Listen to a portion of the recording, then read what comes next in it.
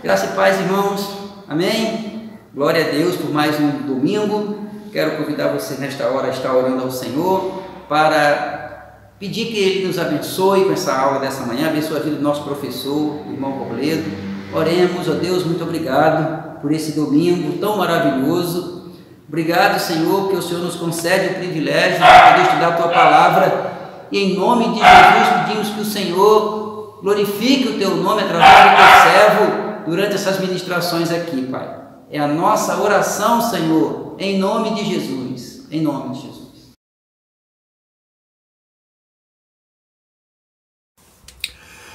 Olá, irmãos, graça e paz. Que bom estar com vocês hoje. Faz tempo que a gente não se encontra em escola bíblica dominical, mas hoje, dessa forma aqui, virtualmente, a gente vai poder compartilhar alguma coisa da nossa revista sobre o Antigo Testamento. É claro que não substitui a interação de estar junto com vocês, de poder ouvir vocês perguntando, contribuindo, colaborando. Mas, graças a Deus, a gente tem tecnologia para poder compartilhar, estar junto aqui desse formato diferente. E você pode participar no chat. A gente não está ao vivo, mas você pode contribuir e depois a gente vai responder no próximo vídeo. Você que não é da nossa igreja, mas está assistindo esse vídeo, obrigado pela sua presença. Você que é, você que não é, não esqueça de dar o seu like aí no nosso vídeo, ativa o sininho para você receber as notificações das nossas lives, dos nossos cultos de quinta, nossos cultos de domingo e nossas aulas de escola bíblica dominical. Antes de tudo, vamos orar? Senhor, Tu és bom, Senhor. Obrigado por esse momento, obrigado por esse momento de comunhão com os meus irmãos, mesmo sendo nesse contexto diferente, que em nome de Jesus o Senhor venha abençoar a nossa aula, para que possamos entender cada vez mais do Senhor. Visita cada um nesse momento, visita cada um agora na nossa escola bíblica dominical, esclarece a nossa mente para que nós possamos aprender do Senhor. Em nome de Jesus, amém. Estamos na revista sobre o Antigo Testamento, vamos para a lição 3, que nós vamos falar sobre o livro do Levítico. Nós estamos então no terceiro livro da Bíblia, terceiro livro do Pentateuco, livro escrito por Moisés, e da nossa revista aqui, vamos para a lição 3. Pegue a sua revista, pegue sua Bíblia, pegue caneta, pegue papel, para você fazer as suas anotações, coloca aí no chat as dúvidas que você tiver, contribua. Não dá para fazer isso ao vivo, mas a gente faz isso na próxima lição, respondendo as dúvidas que vocês tiverem, agradecendo pela presença de vocês, pela participação de vocês no nosso chat. Então vamos lá. Livro do Levítico. Deus já separou Israel do Egito. Israel saiu do Egito, foi liberto do cativeiro egípcio, atravessou o Mar Vermelho. Deus operou maravilhas, destruiu o inimigo e agora Israel está em liberdade. Esse povo agora precisa de diretrizes. É uma nação que precisa de diretrizes. Quando comecei a estudar essa lição, eu lembrei um pouquinho da nossa situação no Brasil, quando em setembro de 1822, Dom Pedro decretou a independência. Naquele momento, a gente estava rompendo com Portugal e a gente estava se tornando um país. Nos tornando um país, precisávamos das nossas regras próprias de país. Começamos como país e precisávamos das leis, precisávamos das regras. Por isso que 1 ano e meio depois, mais ou menos em março de 1824, sai a primeira Constituição brasileira. A Constituição é o livro máximo de regras de conduta com direitos e deveres dos cidadãos. Deus está naquele momento em que ele chama Moisés para falar da lei, está querendo dar a Israel as diretrizes para aquele povo que Deus escolheu como o seu povo. Então, tabernáculo pronto, Deus vai, chama Moisés e vai falar sobre ele. E vai falar com ele, vai falar com Moisés sobre a necessidade de ter uma lei para a orientação do povo. No nosso cotidiano, nós temos muitas leis, muitas regras. A máxima, enquanto cidadãos, é a nossa Constituição. Mas você tem outras regras menores, outras leis menores, que também são importantes porque elas são específicas, como o Código de Defesa do Consumidor, é uma legislação, o Estatuto da Criança e do Adolescente é outra legislação, o Código Nacional de Trânsito. Então nós temos várias leis que têm o objetivo de dar uma norma, dar um padrão e dizer o que acontece com aquele que não agir conforme o padrão, que são as penalidades que estão previstas em lei. E aí vamos para o povo de Israel. O povo estava sendo formado, saiu do cativeiro do Egito e agora Deus chama Moisés e vai falar sobre as regras que ele quer que o seu povo tenha. Pensando na lei também, a gente poderia colocar como exemplo um livro de receita. Se você estivesse aqui hoje no meu lugar e você fosse mandar um vídeo falando da receita, você ia me passar informações sobre ingredientes, quantidades, tempo de preparo e modo de fazer. A gente pode fazer uma relação da seguinte forma: os ingredientes dessa nossa receita seriam um sacrifício. E o modo de fazer a receita, o que fazer com os ingredientes, equivale à lei. A lei explica como fazer o sacrifício. Características básicas do livro. Quem escreveu Levítico foi Moisés. Data entre 1440 e 1410 a.C. Qual o alvo do Levítico? O povo de Israel. Qual o versículo-chave de Levítico? É o versículo 45 do capítulo 11. Se você quiser abrir a sua Bíblia aí, Levítico, capítulo 11, versículo 45. E a palavra-chave do Levítico é santidade. Levítico 11, capítulo 11, versículo 45, diz o seguinte: Eu sou o Senhor, que vos faço subir da terra do Egito, para que eu seja vosso Deus. Portanto, vós sereis santos, porque eu sou santo.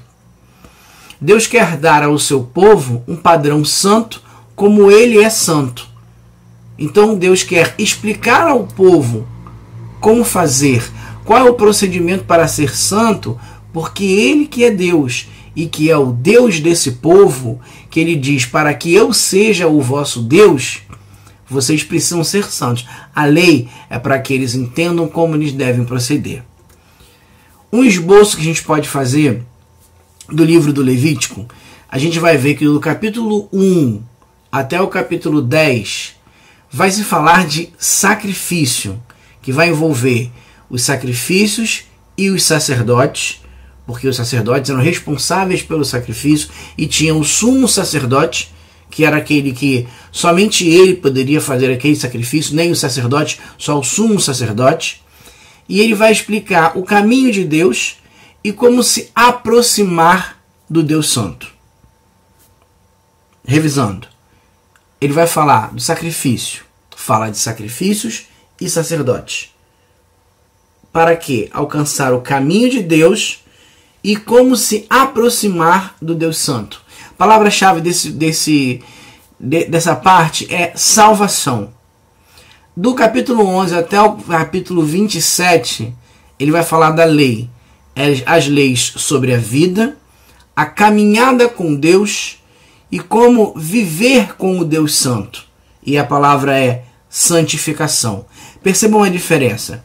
Na primeira parte que fala do sacrifício, ele fala de sacrifícios e sacerdotes. Na parte da lei, ele vai falar sobre as leis, sobre a vida. Voltando à primeira parte, o sacrifício, ele fala o caminho de Deus. E na lei, ele fala da caminhada com Deus.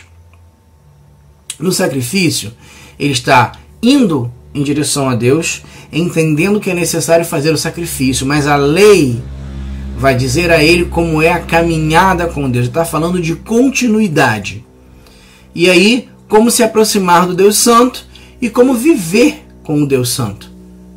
Essa é a parte da lei que tem essas duas partes. Nós podemos dividir o Levítico como um esboço dessa forma, do 1 ao 10, falando de sacrifício, salvação, do 11 ao 27, falando da lei e da santificação. Em termos gerais, sobre Levítico, a gente pode explicar assim: o Senhor provia os sacrifícios para dar ao homem a oportunidade de ter comunhão com Ele, e as festas para que essa comunhão fosse mantida e celebrada. O sacrifício era proposto por Deus para que o homem fizesse a fim de ter comunhão com Ele. E como se mantinha essa comunhão? Através das festas, onde essa comunhão entre Deus e o homem era celebrada. E aí vamos pensar, antes da vinda de Jesus, como as pessoas podiam ser salvas? A gente está falando de um tempo de 1440 a 1410 antes de Cristo. O tempo histórico é: saímos do Gênesis, entramos no Êxodo, povo de Israel cativo, o Senhor liberta, atravessam o Mar Vermelho, estamos ali, deserto. Ainda faltam 1440 ou entre 1410 anos para Jesus nascer. Como as pessoas podiam ser salvas nesse período, nesse tempo histórico, se o Messias ainda não veio? Como ser salvo nesse contexto, nesse tempo histórico? E a outra pergunta: antes do Espírito Santo habitar nos salvos, qual era o recurso para ser santo? Vamos lá. Primeira pergunta.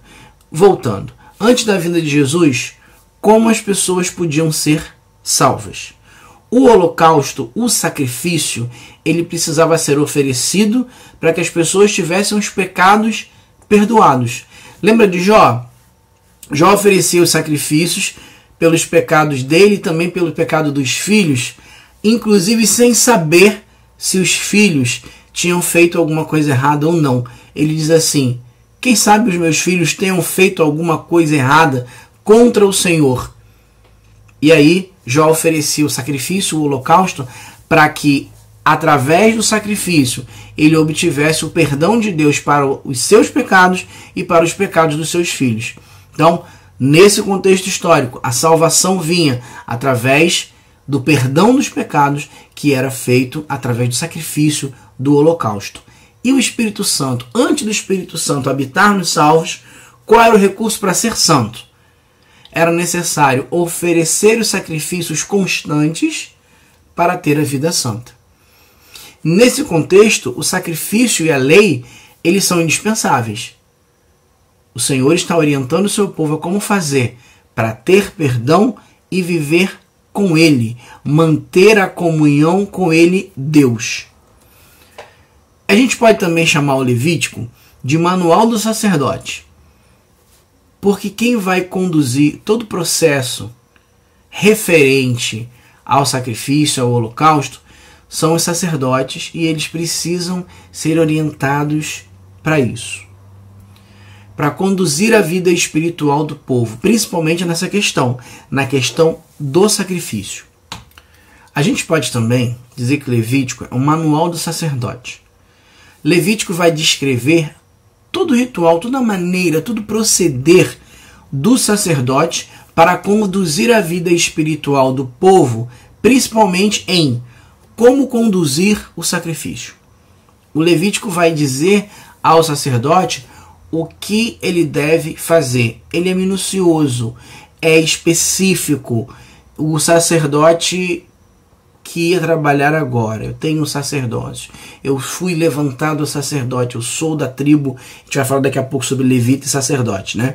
E ele vai dizer, o que eu tenho que fazer? Está escrito. Está escrito no Levítico. Ele vai pegar e vai ler e vai entender o que ele tem que fazer, como ele tem que fazer, quais são os procedimentos. Um deles, talvez o que a gente tenha mais facilidade de lembrar, é quando o sumo sacerdote entra no Santo dos Santos, só ele pode entrar, e é necessário que coloque na orla de seus vestidos sinos, porque enquanto ele se mexe, enquanto ele se movimenta, o som produzido pelos sinos dá a entender a quem está fora que ele está vivo, porque se ele não estivesse purificado do seu pecado, ele seria fulminado e nenhuma outra pessoa poderia entrar, mesmo que fosse para tirar o corpo dele.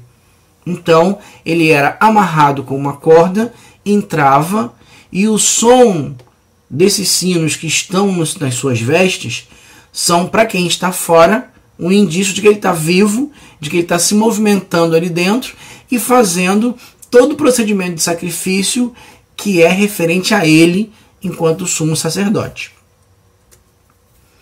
A gente também pode ver no Levítico que há uma correspondência muito importante com Hebreus no Novo Testamento. Sim, embora eles estejam tão distantes, há uma correspondência muito importante que a gente precisa entender entre o Levítico e Hebreus.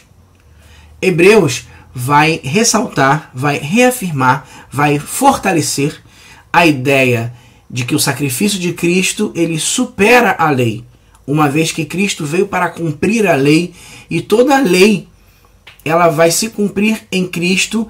Tudo que se fala sobre questão de sacrifício, perdão de pecados, vai ser cumprido na vida, na morte e na ressurreição de Jesus Cristo.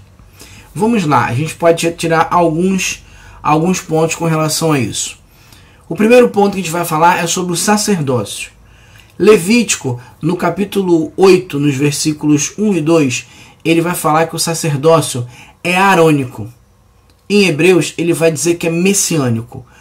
O que eu estou querendo dizer? O sacerdócio do Levítico ele é feito a partir do sumo sacerdote. O sacerdócio falado em Hebreus, ele é o sacerdote de Cristo, ele é o sacerdócio do Messias. Acompanhe na sua Bíblia Levítico, capítulo 8, versículos 1 e 2. Vamos ao capítulo 8 e nós vamos ler o versículo 1 e 2. Eu dou tempo para você poder abrir, tá bom?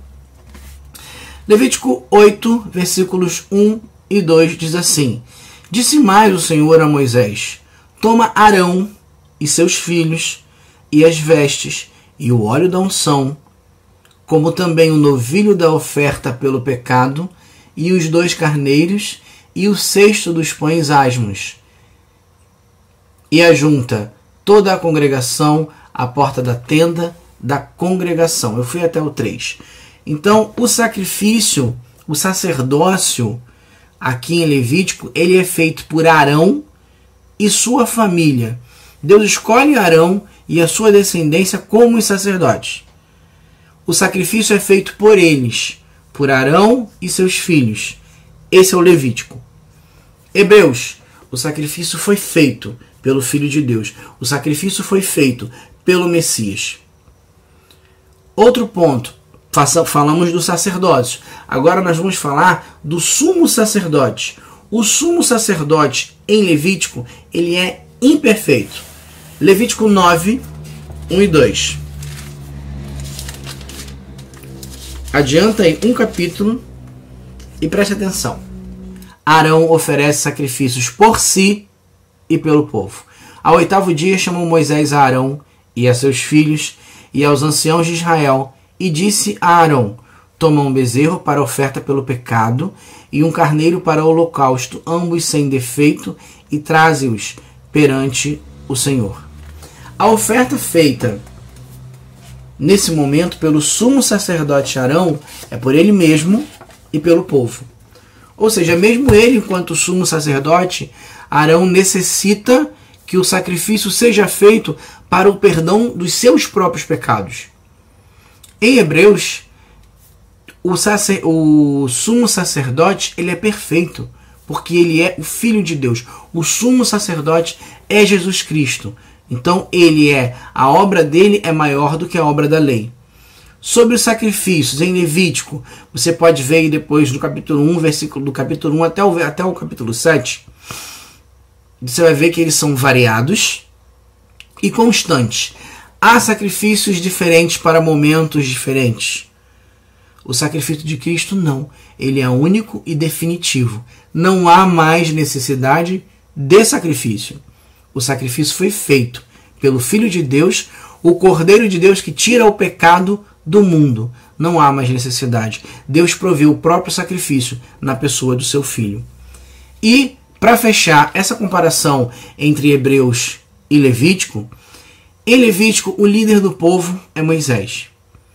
Hebreus ressalta, o líder do povo é Cristo. Cristo cumpriu a lei e o sacrifício dele, a obra dele, supera a obra da lei. Essa é a ligação entre esses dois livros tão distantes, historicamente, cronologicamente. Mas Hebreus vai falar do sacrifício previsto na lei e que quando Cristo cumpre a lei, ele mostra que ele, como Filho de Deus, é maior do que ela. Porque enquanto lei era necessário fazer mais sacrifícios, agora não é mais necessário fazer. Ele foi feito pelo Filho de Deus, ele foi feito pelo próprio Deus. E aí a gente vai falar sobre os tipos de sacrifício. Sacrifícios oferecidos pelo povo. Nós tínhamos o holocausto, os manjares, a oferta pacífica, pelo perdão dos pecados e pelo perdão de pecados específicos. O sacrifício do holocausto, ele era expiação pelos pecados em geral. Era um animal de acordo com as posses do ofertante, sem defeito. Uma família com mais posses poderia oferecer determinado animal. Uma família mais pobre, que não pudesse comprar porque não tivesse um animal desse, poderia fazer com outro tipo de animal. O sacrifício de Cristo, ele é uma entrega total daquele que é sobre todo, sobre qualquer um que poderia ser sacrificado. Mais uma vez, a comparação entre o Antigo Testamento, a lei e Cristo mostra a sobreexcelência do sacrifício do Filho de Deus. O sacrifício de Levítico para expiação dos pecados em geral, ele era feito com animal. O animal variava de acordo com as posses daquele que estava fazendo o sacrifício.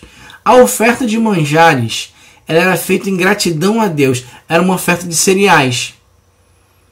A oferta em gratidão a Deus, agora, também é Cristo. É a perfeita humanidade de Cristo. A oferta pacífica, ela era a gratidão e o desejo de comunhão com Deus. Era um boi, um carneiro ou um bode sem defeito, totalmente branco, sem mancha e também com nenhum defeito físico. Essa era a gratidão e pedido de comunhão com Deus. Nós temos comunhão com Deus e paz com Deus através de Cristo.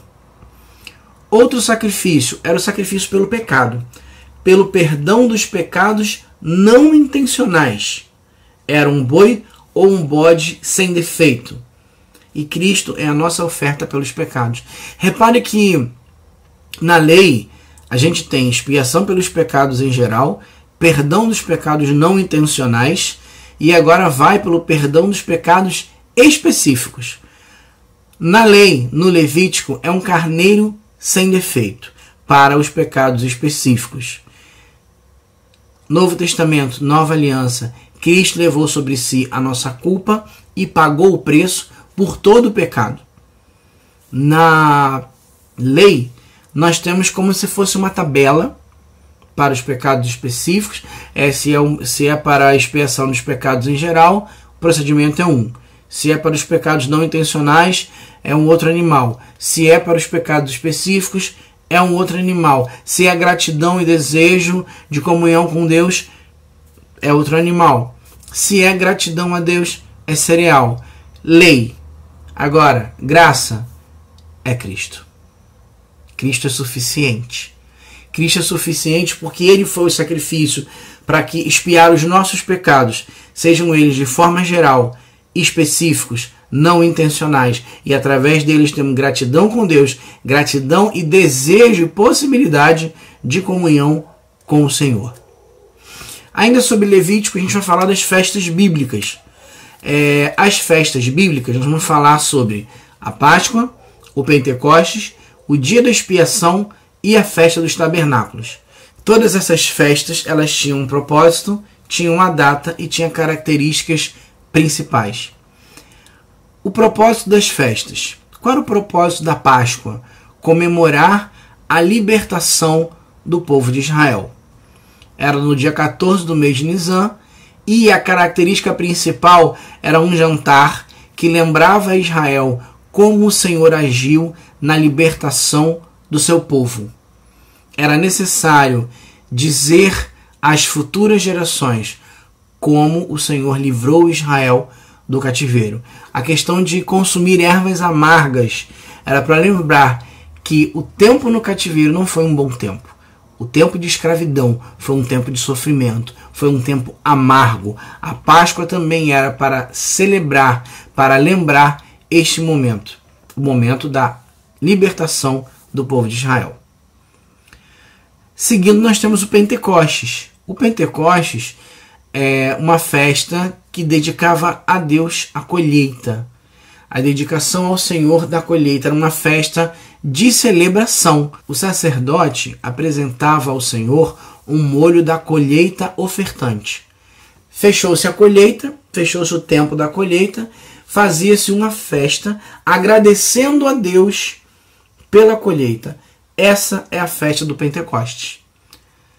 Ainda temos o dia da expiação. O dia da expiação, qual era o propósito? Era oferecer sacrifício para receber o perdão que dava vida. Uma oferta queimada pelo pecado era oferecido ao Senhor. Então, no dia da expiação, era uma festa onde se pedia perdão a Deus e era oferecido um sacrifício a Ele, para que o povo tivesse os seus pecados perdoados. E a festa dos tabernáculos, ela era para lembrar o tempo de peregrinação no deserto. O povo ia para cabanas, ficava em cabanas por 7 dias, para lembrar o tempo em que eles habitavam em cabanas no deserto.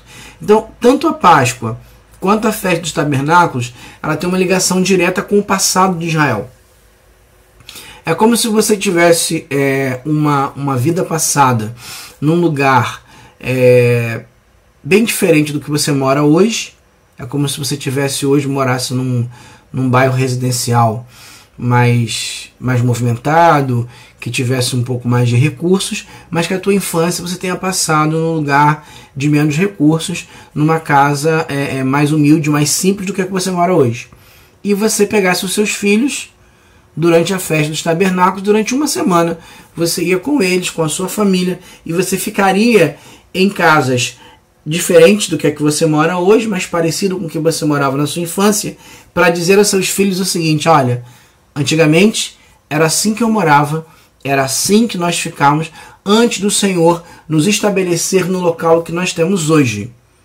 Então, a festa dos tabernáculos, eles mostravam à sua descendência a diferença de onde eles estavam no deserto para onde eles estavam agora e dos benefícios que o Senhor fez ao povo de Israel nesse tempo. A gente também vai falar sobre uma coisa muito importante, que é a diferença entre os levitas e os sacerdotes. Eu, durante muito tempo, fiz confusão com relação a essas duas expressões, e a gente acaba fazendo muito isso também. A gente muitas vezes tem um costume ou um impulso muito rápido de dizer que o levita é aquele que está cantando no ministério de louvor. Então você vai chamar um pastor, o dirigente chama o ministério de louvor para cantar, vamos ouvir os levitas. Como se levita fosse uma coisa somente restrita a uma determinada atividade dentro da igreja ou dentro da obra de Deus. O levita, todo sacerdote é levita. Estou falando de Levítico, tá? Mas nem todo levita é sacerdote. A tribo de Levi, os levitas são da tribo de Levi, que era consagrada em lugar dos primogênitos que tinha tomado do Egito. Essa tribo tinha um sustento por meio das ofertas e dos dízimos, além das 48 cidades espalhadas pelas tribos de Israel. E o serviço do levita ele era variado. Então a gente tinha, dentre os levitas, tinha o sacerdote, que era Arão e a sua família. A gente tinha os seus descendentes, é claro. E os outros levitas eles eram vigias, mestres, escribas, músicos, oficiais e juízes.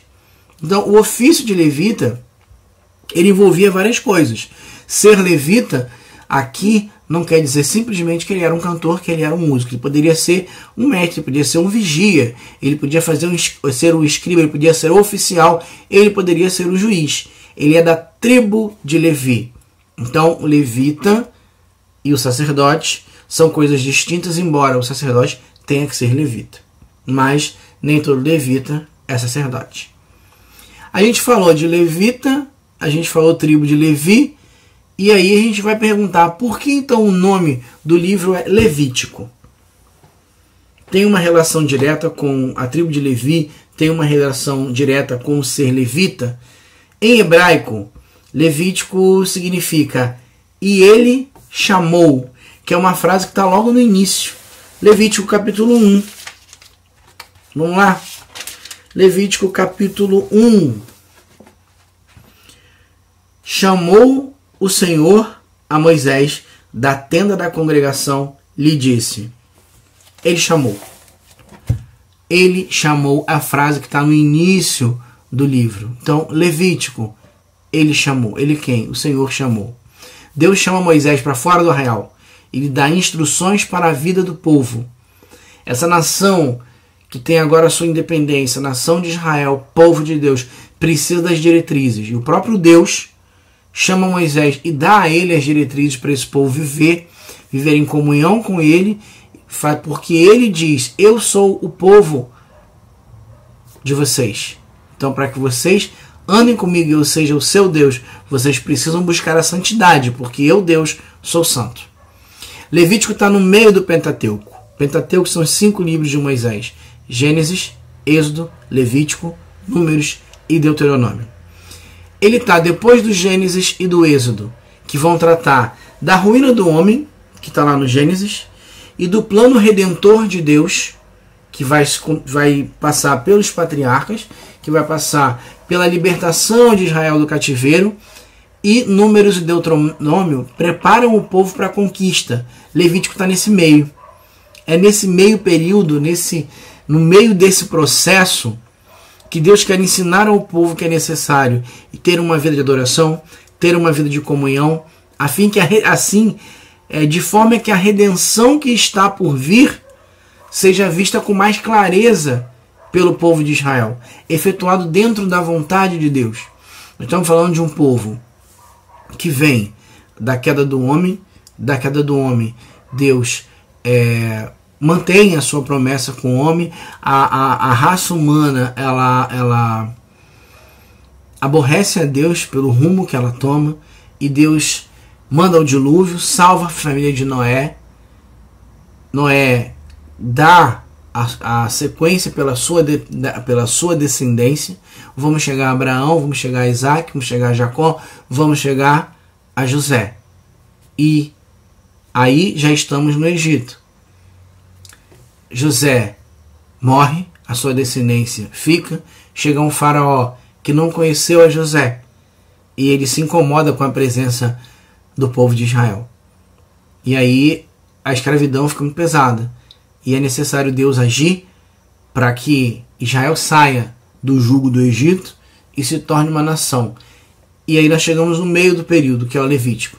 Agora, Deus está dando ao povo a maneira de proceder, a maneira que eles, como povo de Deus, devem proceder, porque nessa próxima segunda parte desse processo, o Senhor vai preparar para eles a redenção que vai culminar lá na chegada em Canaã. Então, através da liderança de Josué. Então, Levítico vai falar sobre adoração e comunhão. Por aquilo que está por vir.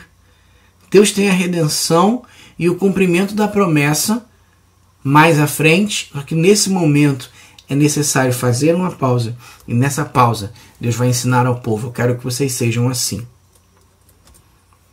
a ênfase ou uma característica interessante, uma curiosidade do livro de Levítico, algumas curiosidades que a gente tem já, como o nome do livro e o fato de Levítico estar no meio do Pentateuco, é a ênfase do número 7.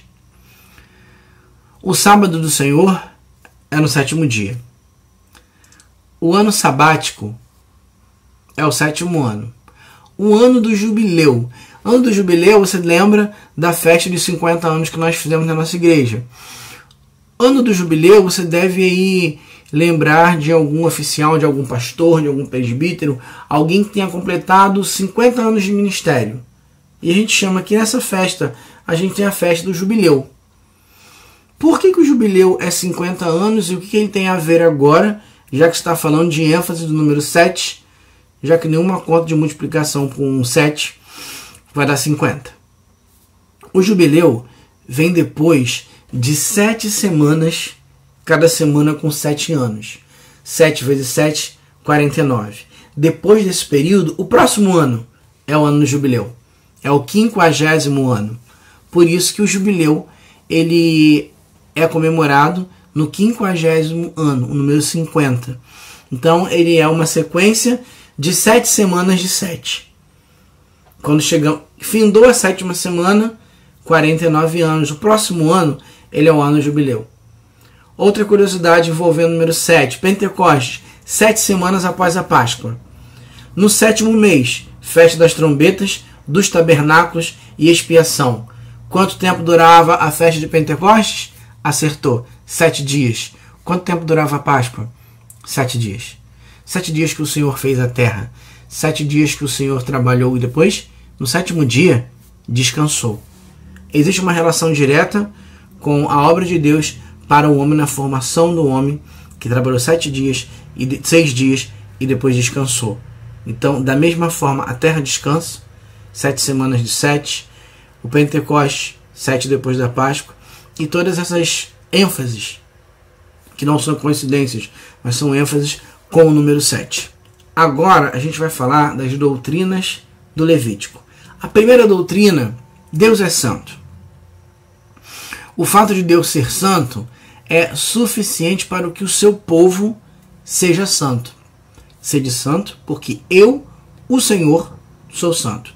Era necessário que esse povo fosse condizente com o Deus que eles serviam, com aquele que era o seu Deus.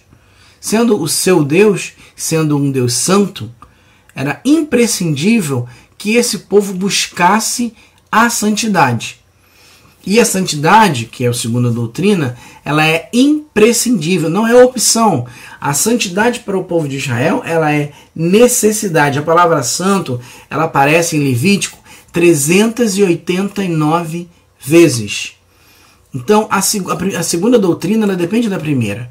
Santidade é imprescindível. Por quê? Porque Deus é santo. E aí a gente vê a terceira doutrina, a morte substitutiva.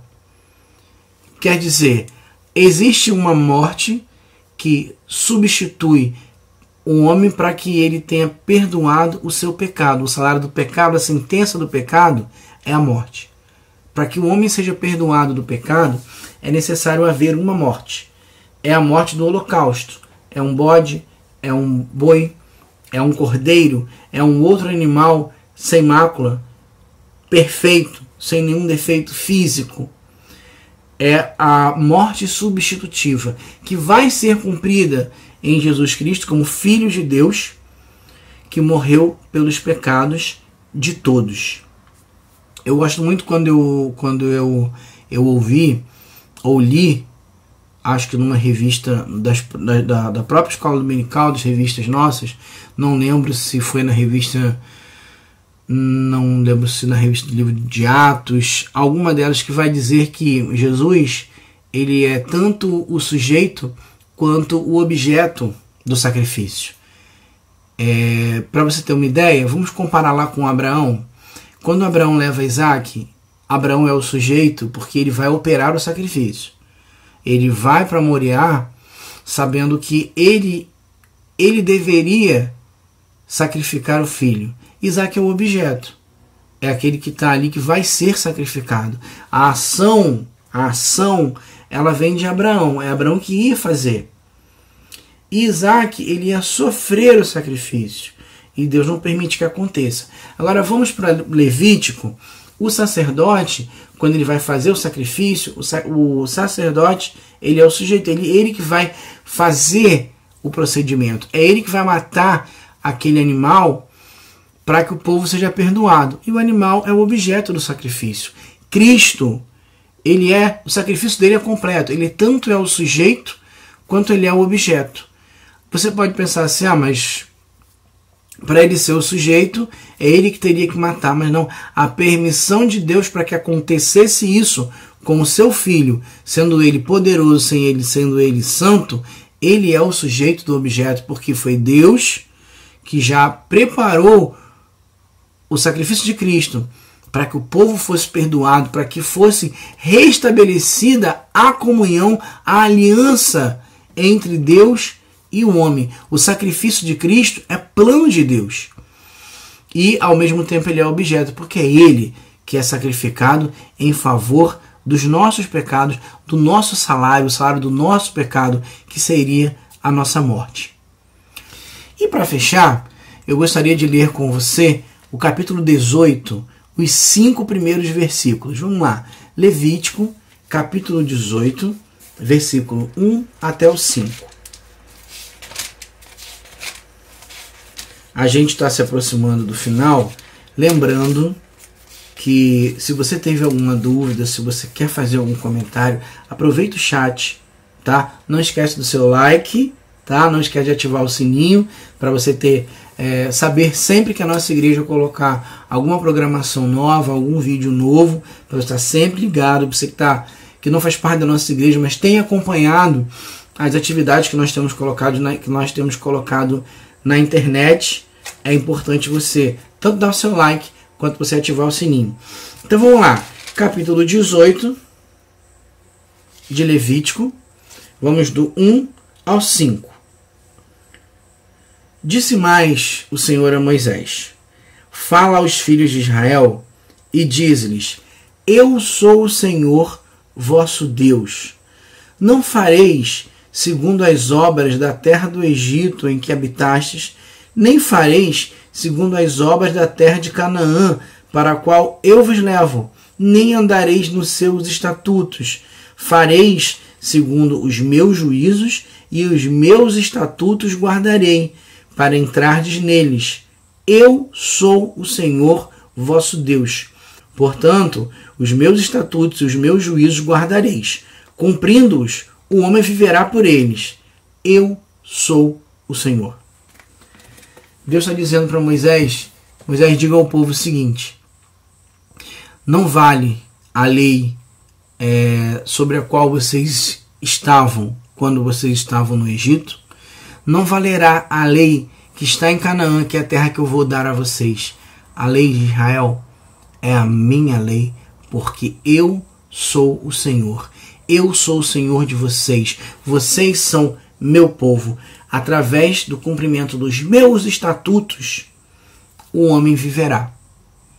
É muito claro no capítulo 18, ele diz a Moisés: nenhuma outra lei interessa a vocês que não seja a minha lei, a lei do Senhor, porque eu sou o seu Deus, eu sou o Senhor e eu sou santo. O livro do Levítico, ele tem, talvez, para nossa primeira leitura, alguma coisa muito difícil ou muito rebuscada, ou às vezes até repetitiva.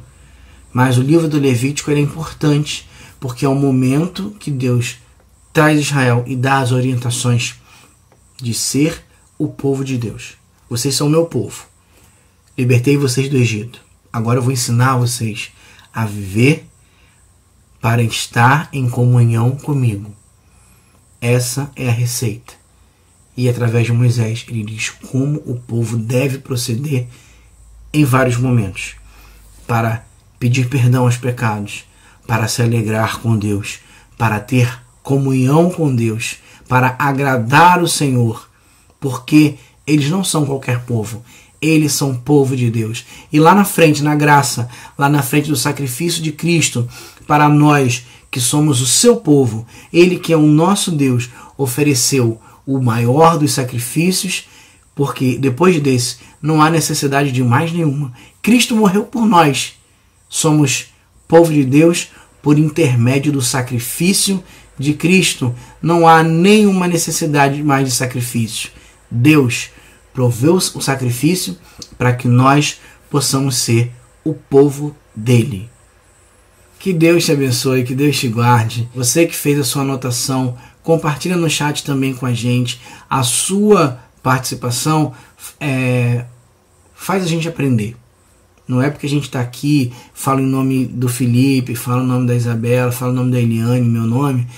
Nós estamos aqui, aprendemos todos juntos. Aprendo muito com vocês dentro do templo, na nossa aula. Sinto falta disso, sinto falta da maneira como vocês sempre contribuem. Toda contribuição é importante. Quanto mais vocês contribuem, mais nós que estamos na condição de professores saímos felizes. Nós comentamos uns entre os outros. Poxa, hoje os irmãos colaboraram tanto, eles participaram tanto. Isso é importante. Nós aprendemos junto com vocês. Sinto falta, sinto saudade, mas eu creio que muito em breve nós vamos estar juntos mais uma vez. Eu sei que vocês vão participar muito, vocês vão contribuir muito. Deus também vai me ensinar muito através de vocês. Obrigado pela atenção de vocês. Espero poder responder bastante coisa aí que vocês vão colocar no chat. Vamos orar? Senhor, Tu és bom. Tu és muito bom.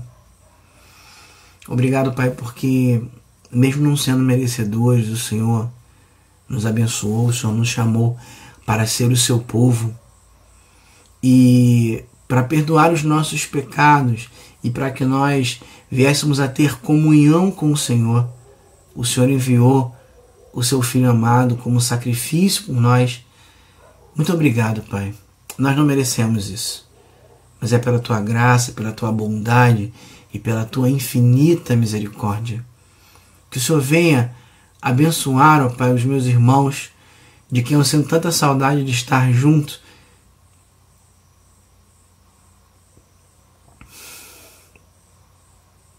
De quem eu sinto tanta saudade de estar junto nesse momento, Pai, compartilhando o estudo da Tua palavra. Que o Senhor venha abençoá-los poderosamente. Que nós possamos cada vez mais entender mais do Senhor, da Tua palavra, para que nós possamos Te conhecer e prosseguir em Te conhecer. Muito obrigado, Senhor. Em nome de Jesus. Amém.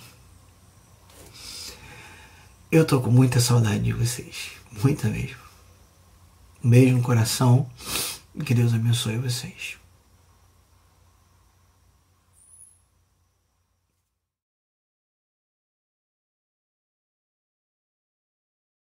Amém. Deus seja louvado por essa bela aula nessa manhã. Deus é maravilhoso. Não deixa seu povo sem palavra. Obrigado, meu irmão Robledo, por sua lição. Queremos nesta hora orar ao Senhor, encerrando a nossa escola bíblica dominical. Eu quero desde já te convidar para estar conosco à noite. Hoje estaremos ministrando o texto do livro do Apocalipse, no capítulo 5. A visão que o João vai ter ali de Cristo como único digno de abrir os selos. Nós vamos estar estudando isso hoje à noite. Vamos orar então, encerrando a nossa EBD. Senhor, muito obrigado, Senhor, por esta manhã.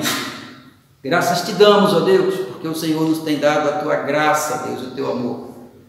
Ó Deus, em nome de Jesus, nos dá um restante de domingo abençoado na Tua presença. É a nossa oração, Pai, em nome de Jesus. Amém. Amém. Nosso mote, Deuteronômio, capítulo 6, versículo 4. Ouve, Israel, o Senhor nosso Deus é o único Senhor. Deus abençoe a todos.